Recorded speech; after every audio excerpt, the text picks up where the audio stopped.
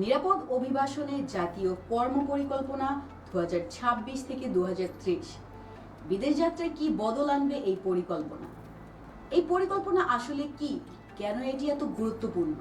চলুন সহজভাবে জেনে নেওয়া যাক। প্রথমেই জানা দরকার, জাতীয় কর্মপরিকল্পনা বা ন্যাশনাল অ্যাকশন প্ল্যান আসলে কোনো নতুন আইন নয়। এটি একটি 5 বছরের কর্মপরিকল্পনা, যেখানে নির্দিষ্ট লক্ষ্য অর্জনে কোনো প্রতিষ্ঠান কি কাজ করবে, কিভাবে কাজ করবে এবং কার দায়িত্বে থাকবে তার একটি স্পষ্ট রোডম্যাপ দেওয়া থাকে। এবারের কর্মপরিকল্পনার মূল লক্ষ্য হল নিরাপদ, সুশৃঙ্খল ও নিয়মিত অভিবাসন নিশ্চিত করা।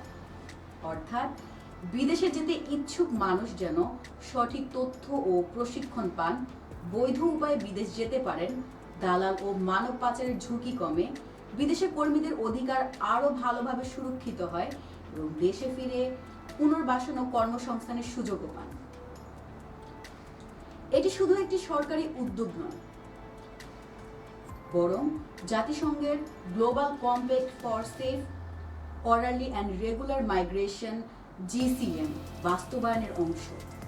চলতি বছরের 21শে মন্ত্রিসভা এই কর্মপরিকল্পনা অনুমোদন দেয় এবং 2 আগস্ট ঢাকায় আনুষ্ঠানিকভাবে এর উদ্বোধন করা হয়।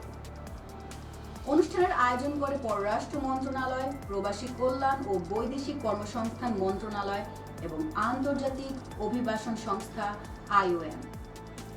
ইউরোপীয় ইউনিয়নের অর্থায়নে IOM এর প্রত্যাশা 2 প্রকল্প এই পরিকল্পনা তৈরিতে কারিগরি সহায়তা দেয়। উদ্বোধনী অনুষ্ঠানে প্রধান অতিথি হিসেবে ছিলেন প্রবাসী কল্যাণ ও বৈদেশিক কর্মসংস্থান মন্ত্রী আরিফুল হক চৌধুরী। সভাপতিত্ব করেন পররাষ্ট্র প্রতিমন্ত্রী শামা ওয়াবেদ ইসলাম। এছাড়াও উপস্থিত ছিলেন প্রবাসী কল্যাণ প্রতিমন্ত্রী মোহাম্মদ নুরুল হক, প্রধানমন্ত্রীর উপদেষ্টা মাহাদি আমিন, IOM এর উপমহাপরিচালক উগেচি ড্যানিয়েলস, জাতিসংঘের অন্তর্বর্তীকালীন আবাসিক সমন্বয়কারী ক্যারল ফ্লোর স্মেরেজ নিয়াক এবং IOM Bangladesh chief of mission doctor লরা টম বনদ সহ দেশি বিদেশি প্রতিনিধিরা।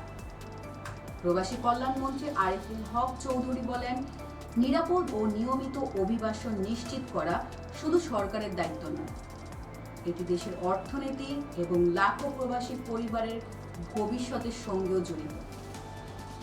অন্যদিকে পররাষ্ট্র প্রতিমন্ত্রী শামা ওবায়েদ ইসলাম আন্তর্জাতিক সহযোগিতা ও সমন্বয়ের মাধ্যমে এই পরিকল্পনা বাস্তবায়নের ওপর গুরুত্ব আরোপ করেন। তাই এই কর্মপরিকল্পনার লক্ষ্য শুধু বিদেশে মানুষ পাঠানো নয়, দক্ষ, বৈধ, নিরাপদ এবং মর্যাদাপূর্ণ অভিবাসন নিশ্চিত করা। পরিকল্পনা ঘোষণা করার শেষ কথা নয়, এই সফল বাস্তবায়নই হবে সবচেয়ে বড় পরীক্ষা। কারণ এই পরিকল্পনার প্রকৃত সাফল্য তখনই মিলবে যখন বিদেশে যাওয়ার স্বপ্ন আর প্রতারণার গল্প হবে না, বরং নিরাপদ কর্মসংস্থান, দক্ষ জনশক্তি এবং আরও শক্তিশালী বাংলাদেশের অর্থনীতির গল্প হয়ে উঠবে। দর্শক, আমাদের সাথে থাকার জন্য ধন্যবাদ।